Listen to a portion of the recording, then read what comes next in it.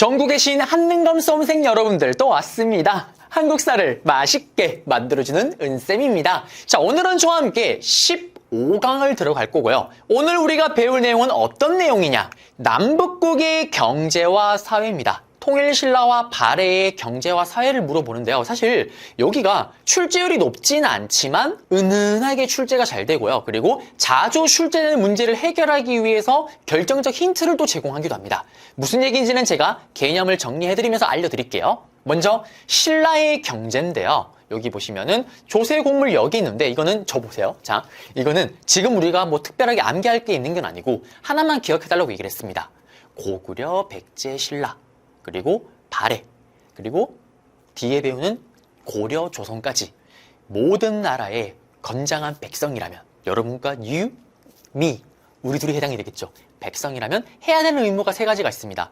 농사를 지은 일부분을 갖다 바칠 의무 조세, 그 다음에 특산품을 갖다 바칠 의무 곡물, 그 다음에 건장한 남자라면 후하.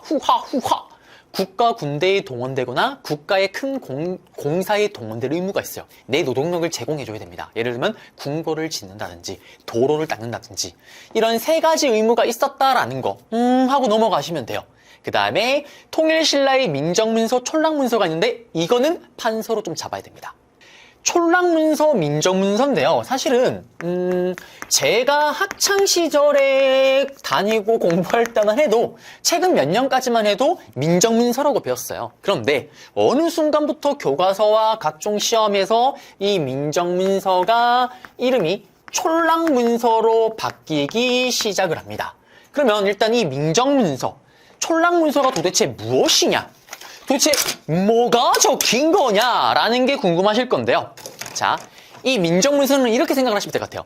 민들을 정확하게 분석한 문서다. 촌락문서는 그 촌락을 정확하게 분석한 문서다라는 거예요. 무슨 말이냐? 일단 여러분들이 확실하게 아셔야 되는 거는 이 문서는 통일되고 나서 신라 시대 때 작성된 문서다라는 게 또 중요해요. 일본의 동대사, 도다이사라는 곳에서 발견이 됐어요. 발견이 됐는데 여기에 도대체 어떤 내용이 적혀 있냐면 서원경, 뉴스페이퍼 킹왕, 신문왕이 행정구역을 개편해서 만들었던 구주 오소경, 5개 광역시, 신라 경주가 동남쪽에 치우친 걸 보완하기 위한 5개 광역시 중에 하나였던 이 서원경 안에 4개의 마을을 조사를 한 거예요. 여기에 어떤 내용이 들어가냐? 일단 촌락의 주인이었던 촌주가 이거를 3년마다 작성을 하는데 우리 마을에 남자가 몇 명, 여자가 몇 명, 그 다음에 10대가 몇 명, 20대가 몇 명, 나이까지 다 분석을 한 거예요. 인구 비율을. 그 다음에 우리 마을에 뽕나무가 몇 개, 뽕나무가 몇 개, 이랴, 말이 몇 개, 소가 몇 마리, 이걸 다 조사를 한 거예요. 중요한 건 이 내용이 중요한 게 아니라, 그럼 보세요. 이걸 도대체 왜 할까요? 우리 마을에 남자가 몇 명, 여자가 몇 명, 10대, 20대가 몇 명, 이걸 왜 조사할까요? 그게 시험에 나오는 거예요. 민정문서 샤랑샤랑 꿀랑꿍. 이게 단독으로 시험에 출제가 되면 출제율이 좀 떨어지긴 하지만 다음 같은 문서를 제작했던 배경으로 옳은 것은, 목적으로 옳은 것은 이걸 단독으로 물어봐요. 뭘까요? 왜 남자, 여자를 물어볼까요? 그걸 알아야지 노동력을 징발할 수가 있으니까. 맞잖아요. 아니, 전쟁이 터졌으면 남자를 동원했는데 우리 마을에 남자가 몇 명인지 알아야지 동원을 할 거 아니에요. 노동력 징발을 위해서. 그 다음에 우리 마을에 뽕나무가 몇 개, 그 다음에 말이 몇 마리, 소가 몇 마리, 이걸 왜 조사할까요? 이걸 알아야지 정확하게 세금을 거둘 거 아니에요. 그래서 목적이 조세를 징수 또는 징발하기 위해서 바로 이 민정문서를 작성했다라는 거. 다 끝났습니다. 시험에 나오면은 이거 설명 샤랑샤랑 꿀랑꿍 다 주고 목적으로 옳은 것은 노동력과 조세를 징수하기 위해서 찾으면 정답. 그 다음에 또 이거를 통일신라 전체를 물어보는 문제로 나와요. 무슨 말이냐면 이걸 다 주고 다음 같은 문서를 작성했던 나라의 경제 상황으로 옳은 것은 또는 이 문서를 작성했던 나라에 대한 설명으로 옳은 것은 신라를 물어보는 거죠. 더욱더 디테일하게 들어가면 통일신라 시대 때를 물어보는 거죠. 그래서 다 알려드렸습니다. 다시 그러면 우리는 PPT로 돌아가 볼게요. 자, 보시게 되면은 조세곡물역 그냥 넘어가시면 되고, 여기 민정문서, 촌락문서 중요합니다. 도다이사에서 발견됐고요. 쇼쇼인 정창원에서 발견했는데 여기죠. 조세 곡물 부역, 징수 및 근거 자료가 되는 거고 이걸 징수하기 위해서고요. 그 다음에 보시면은 이런 내용들이 쭉 있었다라는 거. 네, 그리고 넘어가 보겠습니다. 자, 이게 민정민소고요. 그리고 이제 토지지도인데 이건 했던 거 복습이에요, 여러분들. 따로 제가 뭐 깊게는 설명 안 해드릴 건데 뉴스페이퍼 킹왕 신문왕 때 노급을 폐지하고 관료전을 지급했습니다. 너무 중요하다고 얘기를 했었죠. 노급은 신하들에게 월급으로 주는 거죠. 강남구를 노급으로 주고 거기에 있는 강남구의 백성들이 국가에 내는 세금을 은동진이가 대신 걷어서 월급으로 쓰고 그리고 노급 지역, 내가 지급받은 강남구 지역에 있는 백성들을 노동력을 내가 마음대로 부릴 수 있는 거. 근데 관료전은 다 똑같아요. 세금을 내가 걷어 쓰는 것까지는 똑같지만 노동력을 마음대로 하지는 못했다라고 얘기를 했던 거고 시급 같은 경우는 귀족들에게 줬던 거예요. 귀족들한테 줬던 건데 노급과 똑같다라고 보시면 됩니다. 시급은 공신들 또는 귀족들, 왕족들에게 시급을 주는 거예요. 강남구를. 그러면 강남구에 있는 백성들이 국가에 갖다 바치는 세금을 내가 걷어쓰고 거기에 있는 노동력을 내가 나만대로 부릴 수가 있는 거예요. 그 다음에 성덕왕 같은 경우는 성스럽고 덕이 있는 남자답게 뭐냐? 백성에게 정전을 지급합니다. 이거는 단독으로 출제가 되는 게 아니라 전전은 굳이 낸다라면 다른 왕조, 뭐 고려나 조선의 경제 문제가 나올 때 오답선지로 보통 활용이 되기도 해요. 간혹. 이게 어떤 거냐면 성스럽고 덕이 있는 남자였던 성덕왕은 땅이 없는 백성들이 많네? 그러면 국가가 가진 땅을 빌려주는 거예요. 어차피 왕이 땅을 경작할 수는 없잖아요. 백성들에게 빌려주고 백성들의 땅을 경작하면 생산물이 나오겠죠. 그거를 세금으로 걷어가게 되는 거고 그럼 국가는 이득인 거고 반대로 백성들은 땅이 없는 백성들 입장에서는 땅을 받아서 농사를 지으니까 자기들은 어쨌든 먹고 살 길이 생기는 거죠. 그러면서 또 땅이 없는 우리에게 땅을 주셨네? 왕께서 백성이들의 왕에 대한 사랑이 불타오르죠. 그겁니다. 그 다음에 경도왕. 이제 덕이 가벼워지기 시작을 하는 거예요. 신라 중대에서 하대로 넘어가기 직전에 신라 중대 끝 무렵에 이제 노급이 부활하고 그 다음에 정전이 유명무실화 되기 시작합니다. 뭐 중요하진 않습니다, 이거. 그 다음에 신라는 통일신라 시대 때 경주 인구는 더 늘겠죠. 더 늘기면서 예전에 진짜 흥행했던 진흥왕 이전에 누굽니까? 지증왕. 기억나세요? 나의 지식을 증명하고 싶어서 안달이 났던 그 지증왕. 지증왕, 버풍왕, 진흥왕 순서 기억나시죠? 그 지증왕 때 시장 동시가 만들어졌고 그 시장을 관리 감독하는 동시전이 설치가 됐잖아요. 그 동시 이외에 서시와 남시가 설치되었다. 뭐 중요하진 않습니다. 앞에 했던 지증왕 때 동시전, 동시가 더 중요해서 그냥 다시 복습 차원에서 언급을 해드린 거고요. 이제 발의 경제입니다. 발은 똑같아요. 뭐 조세, 곡물, 역을 거뒀고 그 다음에 여기는 딱 하나. 디기딕 디기딕 디기딕 디기딕 디기딕 디기딕 디기딕 디기딕 이랴 말이 너무 중요합니다. 이거는 발의 강의도 얘기를 했었죠. 솔빈부라는 곳의 말이 특산품이었는데 여러분들에게 엄청난 이야기를 하나 드리겠습니다. 여러분들 해외 명품 브랜드 중에 발망이라고 있어요.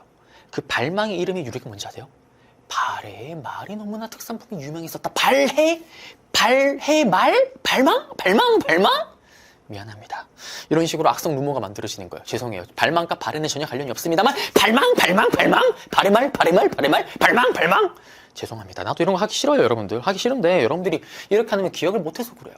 지금 PD님 약간 어이없던 눈빛으로 쳐다보고 있습니다. 발망 발의 말입니다. 솔빈부 말 맞죠? 너무나 유명하다라는 거 이렇게만 기억하시면 될 것 같아요. 나머지는 하고 넘어가시면 됩니다. 발의 국가 문제가 나올 때 정답이 된다라고 얘기를 했었죠.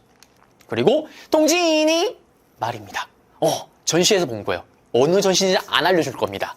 동진이 말입니다. 말. 네. 그리고 넘어가서 이제 통일신라인데요. 통일신라 같은 경우도 여기서도 뭐 사실 크게 중요한 내용은 없습니다. 그냥 눈으로 그냥 교재에 있는 내용 그냥 한번 쓱 보시면 될 것 같아요. 무슨 말이냐면 육두품이 뭐 통일 이후에 육두품이 성장해지고 뭐 밑에 6두품, 5두품 내려가는데 3에서 1두품은 별로 차이가 없다. 뭐 중요하지 않습니다. 신라대 때 했던 내용은 복습이죠. 귀족들 간의 왕위 쟁탈전, 그 다음에 호적 세력이 등장했다. 농민들은 힘들다. 끝났습니다. 어쨌든 경주는 계속 발전하고 있다. 남북국의 사회 이제 발해 부분인데요. 이원적 주민 구성이래요. 여기는 또 했던 거 복습이에요. 기억나세요? 발해가 오픈, 건국됐을 때 발해의 전체 인구 10명 중에 30%, 한 3명 정도가 고구려인, 70%, 7명 정도가 말갈인이라고 얘기를 했습니다. 그래서 중국은 지금 또 이 발해를 말갈의 지방정권이라고 얘기를 하죠. 아니다, 우리는 말갈의 지방정권이 아니라 고구려를 계승한 우리의 국가다라고 얘기를 하죠.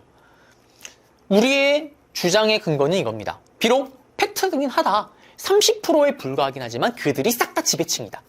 그리고 그들이 나라를 이끌어갔다. 그리고 고구려의 흔적들이 발에 곳곳에 묻어나고 있다라고 얘기를 하는 거죠. 그 내용입니다. 뭐 크게 의미 있는 내용은 아니고요, 여기서는. 자, 그리고 발의 성시 내용 나오고요. 네. 그리고 넘어가서 이제 통일신라로 가보겠습니다.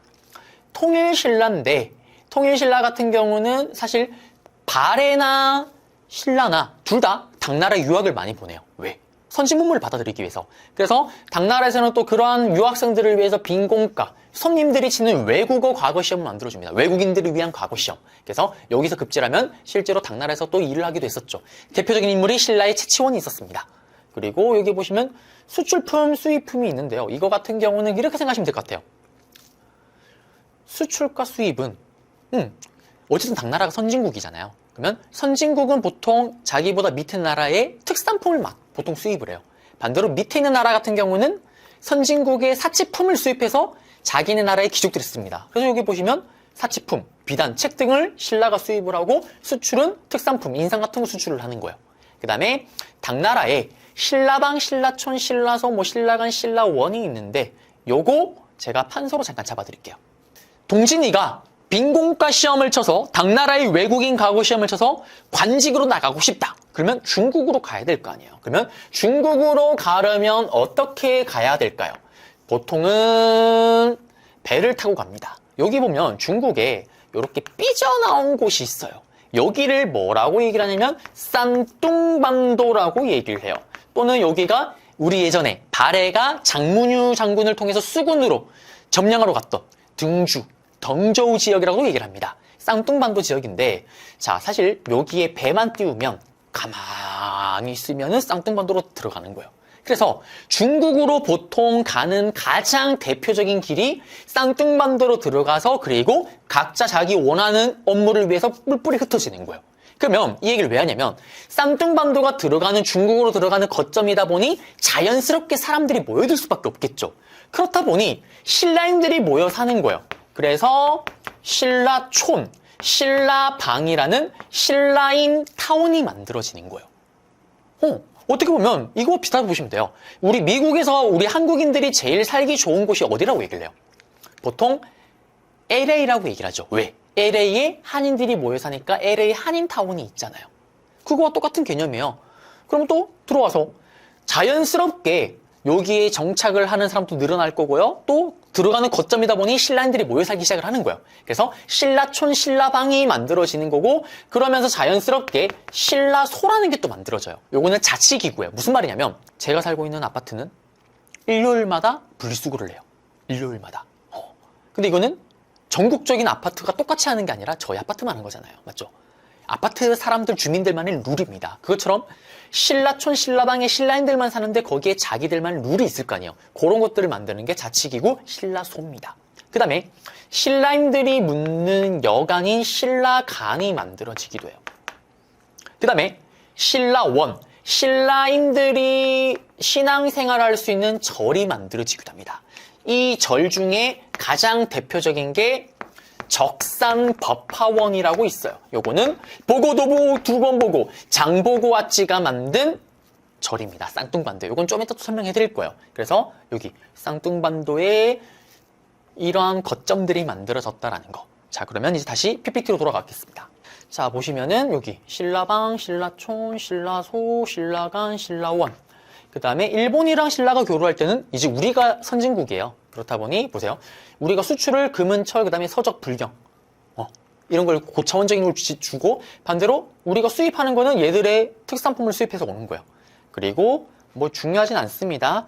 일본이 고대 삼국과 가야의 영향을 받아서 아스카 문화를 발달시켰더라면 자기들의 그 다음에 통일신라와 교류하면서 이번에는 하쿠 문화를 형성하는데 또 큰 힘을 받았다. 신라로부터. 네, 끝났고요. 서역과의 교류가 있는데 이 울산항이 너무 중요해요. 자, 이건 또 무슨 말이냐? 아라비아 나이트. 또 서역인이 되어줘야 됩니다. 아라비아 나이트. 서역인들이 신라로 들어오는데요. 그 들어왔던 국제무역항이 있을 거 아니에요. 그 국제무역항을 좀 아셔야 돼요. 또 고려의 국제무역항도 아셔야 되는데, 자, 오늘날에도 우리나라 전체 인구의 절반 이상이 수도권, 서울에 모여 산다라고 얘기를 합니다. 지금 또. 그러면 고대에는 어땠을까요? 그 빈도가 더 심했겠죠. 그래서 전체 인구의 심하면은 80%? 90%까지도 수도권에 살지 않았냐라고 추정하기도 합니다. 그럼 반대로 얘기를 하면 여러분들이 물건을 파는 장사치예요. 물건을 어디다 갖다 팔아야 될까요? 사람들이 많이 있는 곳에 물건을 갖다 팔아야 될 거 아니에요. 당연히 수도에 물건을 갖다 팔아야 되니까 각 나라의 수도 근처에 있던 항구가 당연히 자연스럽게 국제 무역항이 되는 거예요. 그래서 신라 경주와 가까웠던 울산, 이 울산항을 통해서 아라비안 나이트, 다른 것도 써줘야 됩니다. 또 아라비안 나이트, 이런 서역인들이 들어왔다라는 거. 그리고 그걸 또 보여주는 증거가 여기. 예전에 제가 서역과 교류할 때 미리 보여드리긴 했죠. 이게 통일신라 시대 때 만들어진 문인석상인데요. 보시면 딱 봐도 우리나라 스타일이 아닙니다. 우리나라 사람이 아니에요. 매부리. 매부리 코에 부리부리부리한 눈. 한국의 표준의 눈은 뭘까요? 저처럼 쌍꺼풀이 없는 쭉 찢은 눈. 맞죠? 이게 조선의 미, 저의 표준. 그리고 저의 표준이자 우리나라의 표준. 그냥 한번 해봤습니다, 여러분들. 자, 이게 바로 서역과 교류의 증거다라는 거. 네, 기억하시면 될 것 같고요. 그리고 또 국제무역항이 또 어디 있을까요? 두 군데가 더 있습니다. 바로 영암이라는 곳이 또 국제무역항이 되었고요. 그리고 진짜 흥했던 진흥왕이 백제성왕을 배신을 땡기고 한강 유역을 독차지하면서 설치했던 게 바로 당항성이죠. 요 세 가지가 바로 신라의 국제무역항이다라는 거. 그래서 이거는 최근에 통일신라 문제나 또는 경제사 문제 나올 때 오답으로 활용되든 정답이 되든 선지로 많이 활용이 됩니다. 이제 장보고 이야기를 좀 해볼게요. 장보고는 인물 문제로도 시험에 단독으로 출제가 돼요. 그러면 판서로 잡고 들어오겠습니다. 장보고인데요. 인물 문제로 심심찮게 등장을 하고요. 출제율이 절대 낮지 않습니다. 그리고 잘 기억을 하셔야 되는 거고, 일단 이 장보고는 신라 사람인데요. 중국으로 건너가서 중국의 군인이 됩니다. 그리고 엄청난 공들을 세우죠. 그러자 신라의 왕이었던 흥덕왕이 장보고에게 신라로 도와서 힘을 좀 줄 수 없겠냐고 요청을 해요. 그리고 장보고가 돌아옵니다. 그리고 그렇게 요청했던 이유가 있습니다. 당시 신라에는 빠라바라밤 해적이 날뛰고 있었던 거예요. 그리고 그 해적들이 신라 사람들을 잡아다가 중국 당나라에 노예로 팔고 있었던 거예요. 그러자 요청을 받고 들어온 장보고, 완도에 청해진을 설치합니다. 너무 중요하죠. 완도에 청해진을 설치를 해요. 그리고 미쳐 날뛰고 있던 해적들을 싹 다 소탕을 합니다. 그리고 나서 어떻게 하냐? 이곳을 거점으로 활발한 상업 활동을 해요. 막강한 군사력을 바탕으로 해적을 소탕했고요. 그리고 그걸 바탕으로 중국 당나라의 사람들과 물건들을 안전하게 신라와 일본으로, 신라 일본에 있던 사람들과 물건을 안전하게 중국 당나라로, 한마디로 오늘날의 택배업이죠. 택배업. 택배를 통해서 떼돈을 법니다. 당시 시세로 오늘날로 환산을 하게 되면 수백억, 심하게 보면은 수천억대를 벌었다고 얘기를 하죠. 막강한 군대와 막강한 경제력을 가지고 있습니다. 그러면서 이제 어떤 일이 벌어지냐? 우리 신라 하대의 사회생활 때 배웠잖아요. 신라 하대 때 뭐 좀 해보려고 하면 왕이 죽고 내가 왕이다라는 이런 일이 벌어진다 그랬죠. 왕이 찐따 같으면 죽이고 내가 왕이 되는 겁니다. 심각한 혼란, 그리고 진골 귀족들 간에 뭐가 벌어집니까? 왕위쟁 탈전이 벌어졌잖아요. 그래서 150년 동안 왕이 22명이 바뀌는 혼란기, 왕의 유통기한이 10년을 못 넘기는 엄청난 혼란기, 이 혼란기에 장보고가 또 직접 개입을 해요. 본인 또. 어느 날 신무왕이라는 왕이 찾아와요. 신무왕이 왕이 되기 전이죠. 나 왕이 되고 싶어. 나 좀 도와줘. 오케이 콜, 지원해줄게. 대신에 내 딸을 네가 왕비로 삼아야 된다. 오케이 콜, 내가 왕이 되면 네 딸 왕비로 삼을게. 그리고 신무왕이 왕이 돼요. 근데 왕이 된 후에 얼마 안 가서 아파서 아야 죽습니다. 그러면서 아들이었던 문성왕이 왕위에 오르는데, 또 왕이 오를 때 또 젠탈전이 벌어질 거 아니에요. 나 좀 도와줘. 아버지에서 내가 왕이 될 수 있게 좀 도와줘. 그러자 장보고 오케이 도와줄게. 그러면 네 아버지가 못했던 거 내 딸을 네가 왕비로 삼아라. 오케이 콜 받아줍니다. 허락을 하죠. 그러면서 장보고의 힘을 얻어서 또 왕이 오릅니다. 그런데 야 약속시켜야지. 문성왕 싫다. 네 딸 내 스타일 아니야. 싫다. 사실은 반발이 너무 심했던 거예요. 왜? 진골 귀족들도 그렇고 문성왕도 전하 어디 저 천한 장보고 족보도 없는 저런 정체도 알 수 없는 장보고의 딸과 결혼할 수가 있습니까? 그 딸이 어떻게 왕비가 될 수가 있습니까? 이건 아닙니다. 사실 문성왕도 썩 탐탁치 않았던 거예요. 그러면서 이걸 빌미로 장보고에게 자기를 보내서 장보고를 죽여버립니다. 그러면서 장보고의 이런 엄청난 활동들은 다 끝이 나게 되는 거죠. 이게 장보고의 스토리예요. 그리고 장보고가 한창 청해진을 운영할 때 쌍둥반도에 본인의 정보 기지를 만들어요. 바로 신라인의 신앙 거점이 되었던 적산법화원입니다. 사원이에요. 절이에요, 절. 쌍둥반도에 절을 만드는데 이걸 왜 만들까요? 아니, 우리 앞에 봤잖아요. 신라손이 신라벙에 있는 이런 사람들, 신라인들도 신앙활동을 해야 될 거 아니에요. 그래서 절에 모여야 됩니다. 신앙활동을 하기 위해서.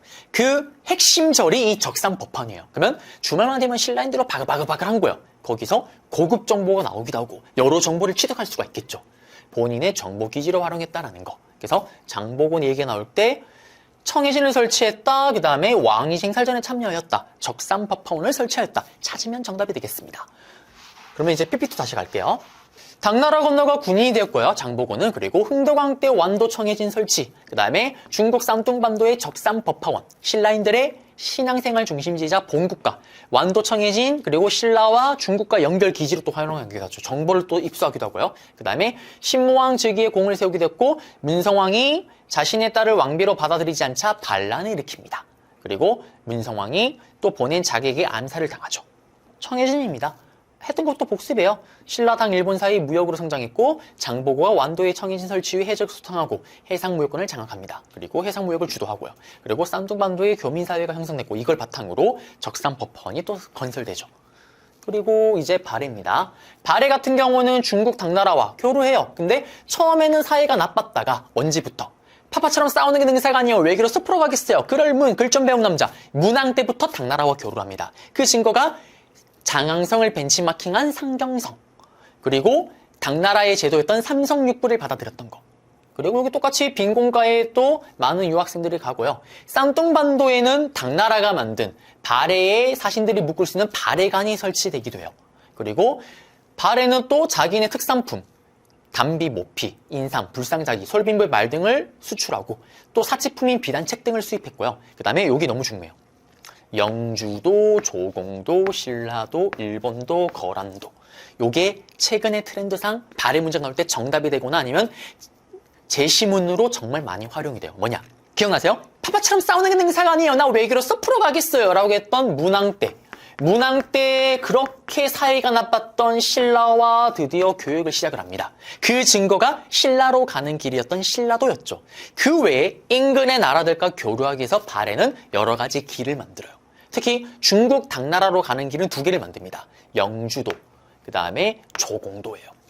그리고 이 조공도는 배를 타고 가는 거고 영주도는 육로로 가는 겁니다. 그리고 일본으로 가는 길인 일본도를 만들고요. 거란으로 가는 길인 거란도를 만듭니다. 이 얘기를 왜 하냐? 제시문 박스에 영주도, 조공도, 신라도, 일본도, 거란도, 샤랑샤랑 꿀랑꿍. 다음 길을 통해서 무역을 하고 샤랑샤랑 꿀랑꿍. 다음 자료와 관련된 나라에 대한 설명을 오는 것은 발해인 걸 알고 푸셔야 되고, 실제로 또 다른 발해 제시문이 들어갔을 때 뭐 해동성국이 어쩌고저쩌고 샤랑샤랑 꿀랑꿍 했을 때 다음 자료와 관련된 나라에 대한 설명 오는 것을 했을 때 영주도, 조공도, 신라도, 일본도, 거란도를 통해서 해당 나라와 교류하였다. 찾으면 정답이 됩니다. 아시겠죠? 예전에는 원래 제가 개념 강의 때 앞에 발해할 때는 신라도만 써드리긴 했는데 최근의 트렌드상 영주도, 조공도, 거란도도 활용을 하더라고요. 그래서 여러분들이 좀 기억을 하셔야 되겠습니다. 그래서 여기 보시게 되면 쌍둥반도 지역이 여기죠. 삐져나오는데 여기 보시면 신라방, 신라촌, 신라소, 신라간, 신라원, 대표적으로 장보고가 만들었던 적산법화원, 그 다음에 발해 사신이 묵을수록 당나라가 만든 여관이었던 발해간, 그리고 당나라로 가는 발해의 길이었던 육로로 가는 영주도, 조공도, 거란으로 가는 길이었던 거란도, 그 다음에 신라로 가는 육로, 신라도, 일본으로 가는 길, 일본도. 그래서 외기로서 풀어가기 위해서 주력을 했었던 발해의 문안 같은 경우는 상경영천부로 여기로 수도를 옮겼다가 다시 동경영원부로 수도를 옮깁니다. 옮긴 이유는 외교로서 이렇게 풀어가기 위해서. 그리고 신라의 국제무역항, 한강유역의 당항성, 그 다음에 영암, 여기 울산, 그리고 완도의 청해진까지 다 정리해드렸습니다. 여기 보시면은 각각 가는 길이죠. 네, 거란도, 영주도, 조공도, 그 다음에 일본도, 신라도.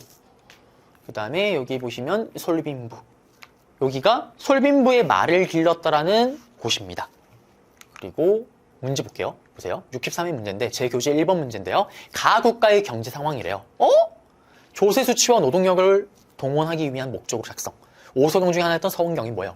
촌락문서, 민족문서라고 해놨잖아요. 이거의 경제 상황. 지금 신라를 물어보고 있죠. 통일신라. 보시면 울산, 당항성, 영암이 무역항으로 번성하였다. 정답은 5번. 1번 낙랑가 외의 철을 수출 변한 가야. 집집마다 부경 고구려. 활과제 간 몇 점 이건 고려고요. 설빈부의 말 발망 발해말 발해입니다. 발해. 밑줄근 인물이래요. 쌍둥반도의 적산 법화원.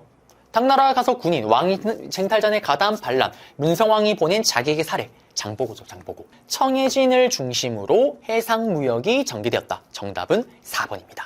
그리고 나머지는 아직 배운 내용이 없어요. 가국가 경제 상황인데요. 지금 보시면 삐리리의 정성기인데 말이 사용됐대요. 이 국가에서. 솔빈부의 말. 발의 말, 발망. 네. 바로 그리고 그래도 모를까봐 지도도 좋습니다. 지도도. 가지요. 발해죠. 발해. 지금 보시면은 5번에 거란도, 영주도, 신라도, 일본도, 조공도 통해서 주변 국가 교역하였다. 정답은 5번이 정답이 되겠습니다. 나머지 4번을 배웠네요. 우리 동시전. 신라의 지증왕 때죠. 네. 이렇게 해서 우리는 모든 문제, 모든 개념 다 정리를 했습니다. 오늘도 저와 함께 수업을 따라오시느라 너무 고생 많으셨고요. 저는 또 다음 강좌에서 찾아뵙도록 하겠습니다. 여러분들 고생하셨습니다.